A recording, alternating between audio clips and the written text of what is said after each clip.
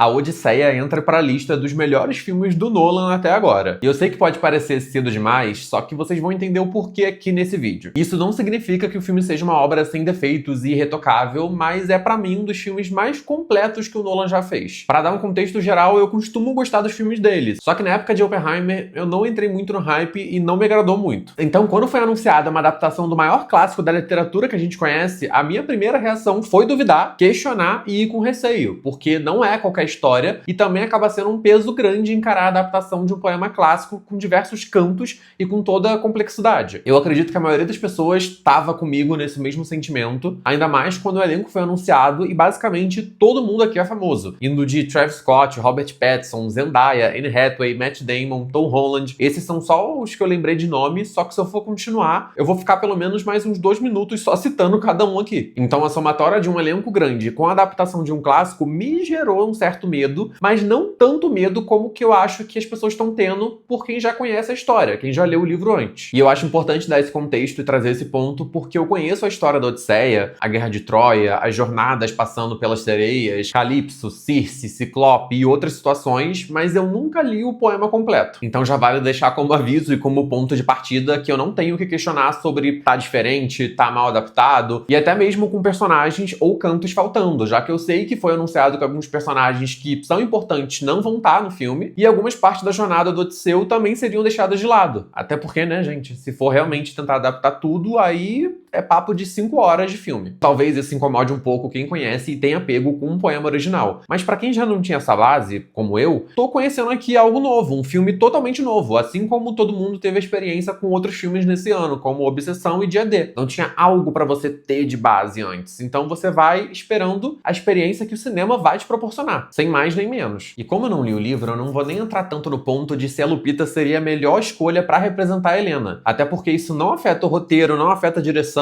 não afeta o resultado final, já que a gente tá falando de uma ficção e não de uma história real. Esse ponto nunca me incomodou e nunca vai me incomodar em nenhum filme, e eu tenho a opinião de que quem se incomoda com isso, se incomoda com muito menos, e não dá espaço para aproveitar a arte de verdade, seja no cinema, no teatro, no livro, na música, na TV, até porque os filmes são feitos para serem sentidos, serem interpretados e bater em você de uma forma específica e única, que pode ser bem diferente da forma como vai chegar pra mim também. Então, se você já julga toda a sua experiência futura com um filme com base em uma única escolha de personagem, né, de atriz pro personagem, eu acredito que você tem que rever algo muito mais interno aí dentro de você do que de fato achar que essa sua visão vai interferir no resultado final da obra. A não ser que a escalação seja de uma atriz realmente ruim, o que não é o caso. Eu falei que eu não ia entrar nesse ponto e aí logo eu meti um textão, né? Mas bora falar do filme. Num resumo rápido e pra contextualizar a história, o Odisseu deixa sua família pra ir em direção à Guerra de Troia. Mas aqui a gente não acompanha a guerra e o caminho até ela, e sim a volta. Por diversos motivos e razões, o Odisseu se perde e fica longe da sua esposa e do seu filho, tentando encontrar o caminho de volta para casa. E para além da gente acompanhar essa Odisseia, a gente também acompanha a esposa Penélope e o filho Telêmaco lidando com a ausência do pai e com outros pretendentes tentando conquistar a rainha e se tornar o novo rei da região. E mesmo que o texto seja de mais de 3.000 anos atrás, essa é uma sinopse sem nenhum tipo de spoiler, então fica tranquilo. E aqui toda a jornada ela é guiada pela fé, seja crendo que coisas boas vão acontecer, ou até mesmo já sabendo que algo ruim vai acontecer após uma atitude errada, já que com certeza algum deus responsável vai te punir. A forma como o Nolan traz a mitologia pra Odisseia acabou sendo um dos pontos mais bonitos do filme pra mim. A gente não vê a magia acontecendo de fato, explícita, o tempo todo na sua frente. Os deuses se comunicam através do mundo, da força da natureza. Se você machucar um filho de Poseidon e esse filho pedir por vingança, um deus não vai surgir pra te punir na hora, mas sim um mar revolto que vai fazer de tudo pra destruir a sua embarcação. E eu gostei principalmente dessa forma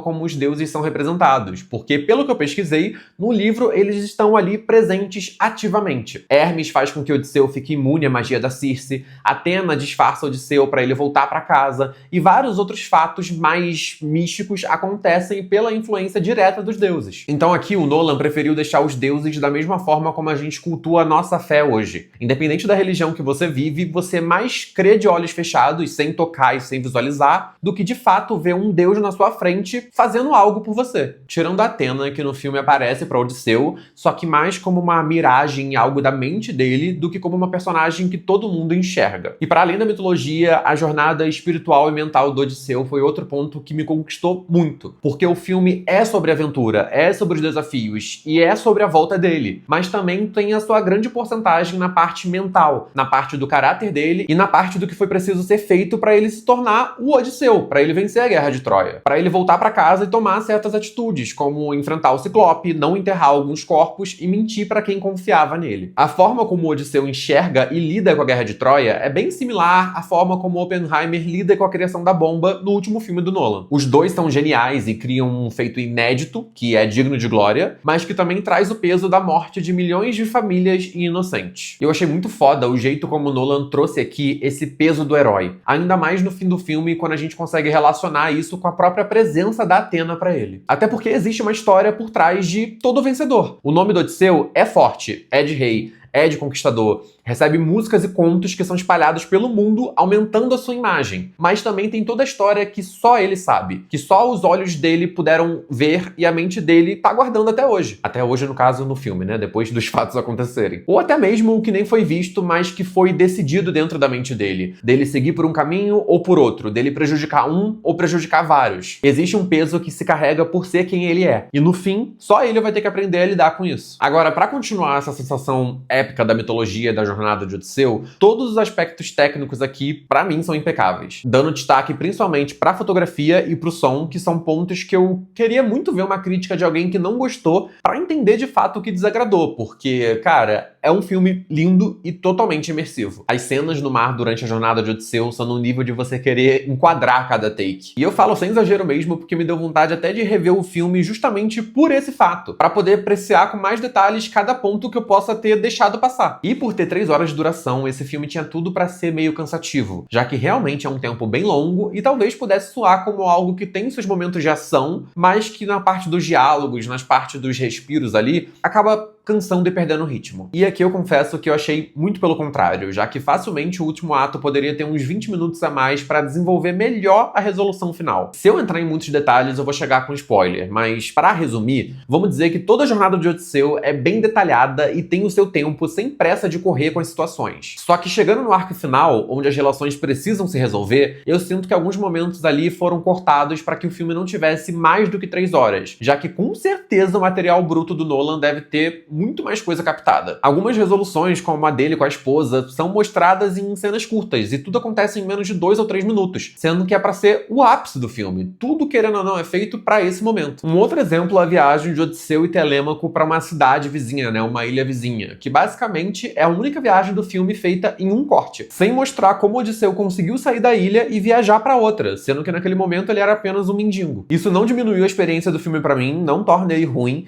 mas eu fiquei com o sentimento de que tava chegando no 45 do segundo tempo e a solução era acelerar. Agora, outro detalhe que eu vou só pincelar, senão realmente vou parecer chato, é a escolha de elenco. Porque todos os atores aqui são ótimos, só que facilmente tem uns 10 nomes gigantes nesse filme e a maioria deles em papéis secundários de 2 ou 3 minutos, que poderiam ser facilmente substituídos por outras pessoas. Cara, é até mesmo estranho ver a Mia Goth com 3 falas ou a Zendaya aparecendo um fantasma que aparece umas 4 vezes pra soltar uma única frase. Isso criou em mim até uma distância de me conectar emocionalmente a alguns pontos da história, já que todo mundo ali é muito famoso, muito marcado, muito característico. Uns 4 nomes substituídos talvez criassem uma sensação de identificação maior com a história. E eu entendo a vontade e a intenção de fazer um épico, até porque o resultado final foi esse. Mas tirando o Robert Pattinson, a Anne Hathaway e o Matt Damon, todos os outros grandes nomes ali são aproveitados apenas pela visibilidade, e não pelo que o papel precisava deles. Agora, uma reflexão final que eu deixo é que se Oppenheimer levou tudo que levou no Oscar, a Odisseia merece igual ou até mais. E eu não sei se esse feito vai se repetir, mas vai ser impossível não ver esse filme nas categorias de direção, fotografia, som, efeitos, roteiro adaptado e melhor filme. É de fato um dos melhores desse ano e é uma jornada épica que pra mim faz jus ao fato de você ir ao cinema. Ainda mais se tu conseguir assistir em IMAX, porque a experiência vai ser surreal. Eu pude assistir numa sala em IMAX aqui em São Paulo a convite da Universal e realmente presenciar passar a Odisseia durante 3 horas em uma tela gigante e com um som que te transporta pra dentro da história é uma experiência única. O Nolan criou mais um evento cinematográfico fazendo as pessoas se voltarem pro cinema, se voltarem pro IMAX, e para relembrar um clássico. E é por isso que pra mim a Odisseia é um filme 4 estrelas. Praticamente tudo aqui me agrada, e apenas alguns detalhes me distanciam de dar pra esse filme uma nota redonda e máxima. Só que isso não desmerece em nada o fato de ser um épico feito pra você ver no cinema, pelo amor de Deus. Eu já fico até ansioso pra acompanhar bastidores, próximas entrevistas e saber mais da pesquisa e da dedicação do Nolan pra esse filme. Só que agora eu queria saber da sua opinião e a sua experiência com a Odisseia. Foi parecida com a minha? Foi totalmente diferente? Enfim, deixa aí nos comentários e curte o vídeo se você tiver gostado pra poder apoiar o canal. É isso e até a próxima.